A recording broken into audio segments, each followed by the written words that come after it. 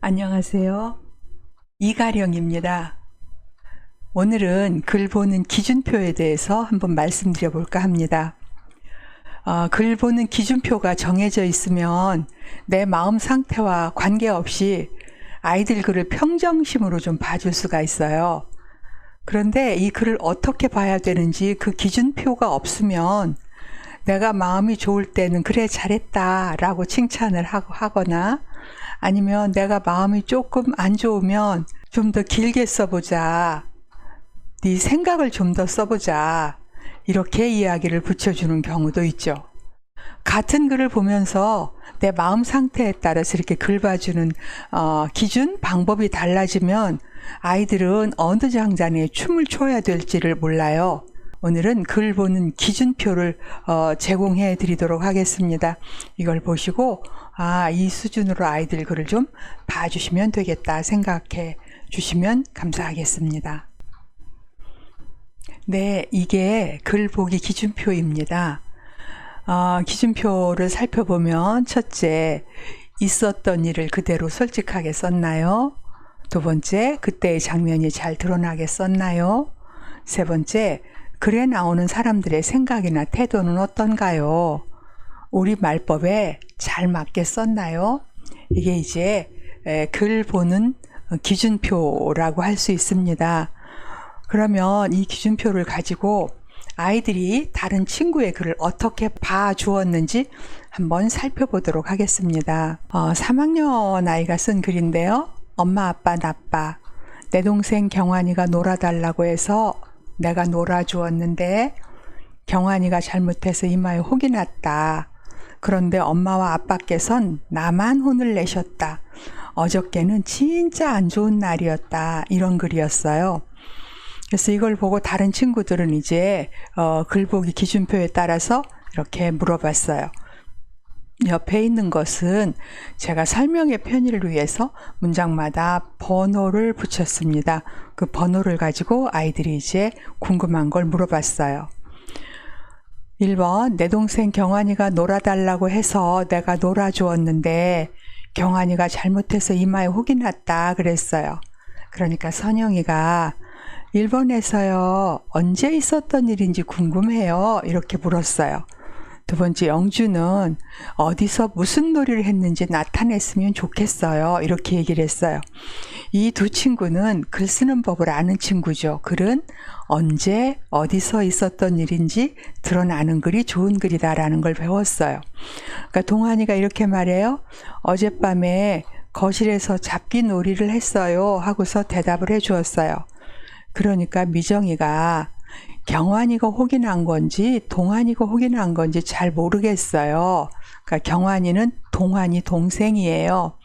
그러니까 동환이가 잡기 놀이를 했는데 경환이가 너무 빨리 가다가 냉장고 끝에 부딪혀서 이마에 혹이 난 거예요.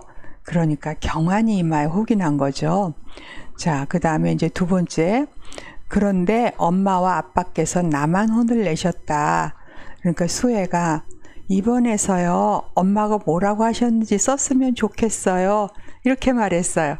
이 친구도 글 쓰는 법을 아는 친구예요. 글은 어떻게 쓴다? 본 대로, 들은 대로, 느낀 대로, 말한 대로 쓴다. 그래서 여러분 요 따옴표를 활용해서 글을 쓰면 글이 훨씬 재미있어지죠. 그러니까 동환이가 엄마가 갑자기 안방에서 나오면서 야, 너 왜 이렇게 동생을 못 봐? 그랬어요. 그러니까 미정이가 그럼 억울했겠다 라고 말했어요. 동환이가 경환이가 잘못한 거라고, 경환이가 놀아달라고 그래, 놀아준 뿐이라고 라고 말했어요. 이렇게 이야기를 했어요. 그래서 이제 아이들이 짚지 못하는 부분을 이제 제가 짚어줬습니다. 내 동생 경환이가 놀아달라고 해서 내가 놀아주었는데 경환이가 잘못해서 이마에 혹이 났다.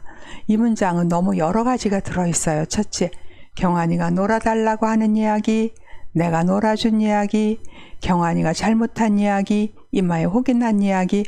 그래서 너무 여러 가지가 한꺼번에 들어있어서 문장이 조금 뜻이 정확하지가 않아요. 어디에서 조금 잘라보았으면 좋겠습니다. 이런 이야기를 듣고 이제 동환이가 글을 고쳤었습니다. 엄마, 아빠, 나빠. 어젯밤에 거실에서 동생 경환이와 잡기 놀이를 했다. 내가 잡으러 가니까 경환이가 급히 주방 쪽으로 도망을 갔다.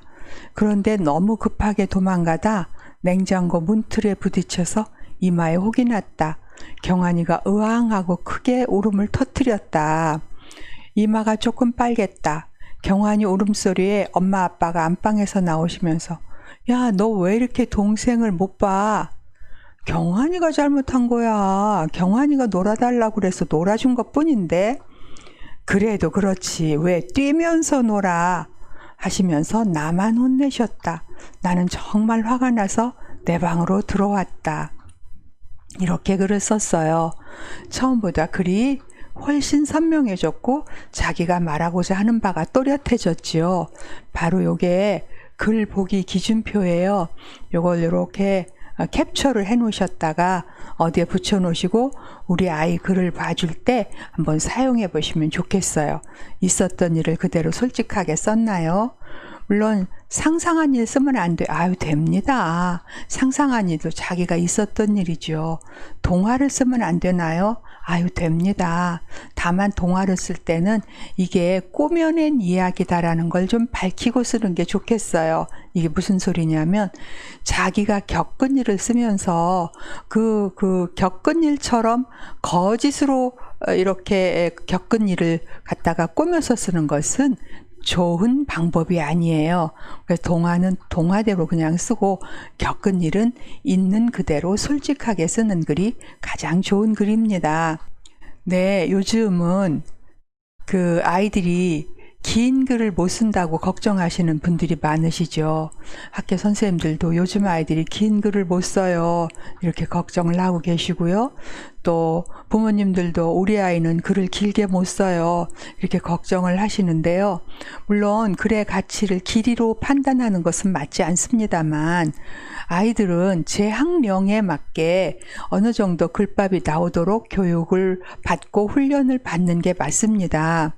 그래서 학교에서는 글독누기 이런 시간을 통해서 짧게라도 글하고 친해질 수 있도록 많은 선생님들께서 도와주고 계십니다. 그러니까 집에서 학부모님들께서는 일주일에 2번이라도 이렇게 일기를 좀 꼼꼼하게 쓰는 훈련을 해봐 주셨으면 좋겠어요. 이거는 물론 아이들이 귀찮다고 할 수 있지만 아이가 쓴 글을 엄마 아빠가 아주 재미있게 읽어주시면 그 귀찮은 것도 감수하고 얼마든지 열심히 쓸 수 있습니다. 자기가 겪은 일을 솔직하게 제대로 써내는 이 힘은 나중에 커서 자기 이야기를 힘있게 할 수 있는 사람으로 크는 큰 자산이 됩니다.